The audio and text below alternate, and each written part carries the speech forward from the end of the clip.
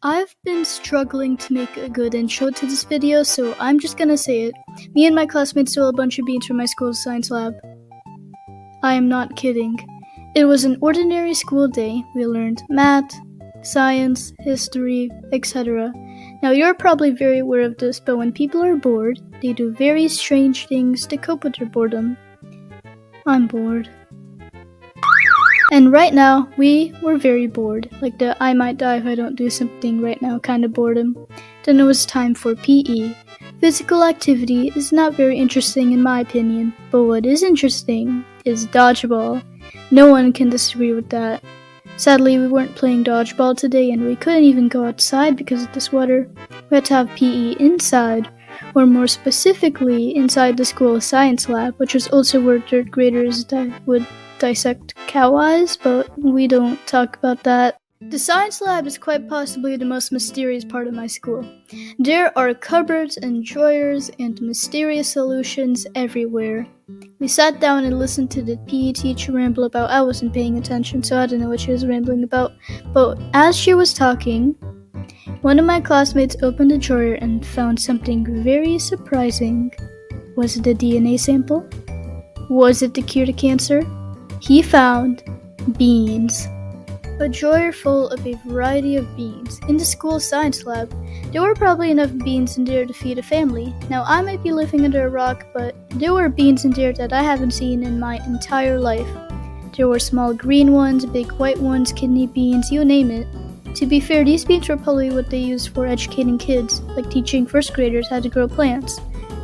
But those beans, there was something about those beans that just made me want to grab them. My classmate showed me the bean chart I'd discovered as we were about to leave PE. I decided I would take just one white bean and leave it there. Perhaps a few days later, we had to go to the science lab again because of even more bad weather. We sat next to the bean drawer. Me, still having that one bean I got from last time, thought, why don't I give this little one some friends? And thus I took a few more beans from the drawer. Even my classmates took some, all without the PE teacher noticing.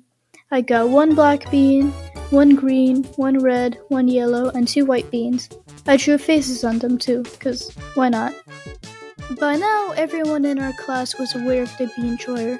The weather didn't get any better, even days later, which was good in our opinions because bad weather equals more beans. Instead of picking the beans one by one, we started grabbing handfuls of beans and shoving them in our pockets. Everyone in our class had at least one bean. Because I had so many beans, I had to carry them in like a little Ziploc bag in my backpack. My classmate had a jacket with pockets that had zippers. Have you seen those jackets before? I have one. Anyway, one time he left his jacket on the floor, pockets unzipped and filled with beans. When he picked it up, all of the beans just fell out. I guess you could say he spilled the beans. After weeks and weeks of collecting beans, you'd probably expect that the PE teacher would have noticed by now. And she did.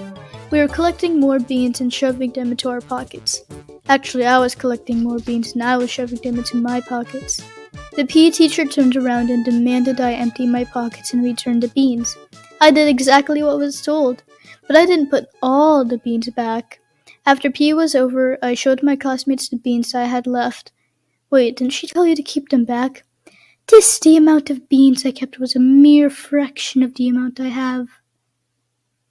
That's a lot of beans. We started using the beans we had left as currency, and in that case, I was the richest person in the classroom. It's hard for me to really describe how many beans I had, but I would give them out to people for free because I didn't know what to do with them, so... The weather started getting better, so we couldn't grab any more beans and had to have PE outside. I kept my bag of beans at home and would occasionally bring them to school. My teacher started to notice too.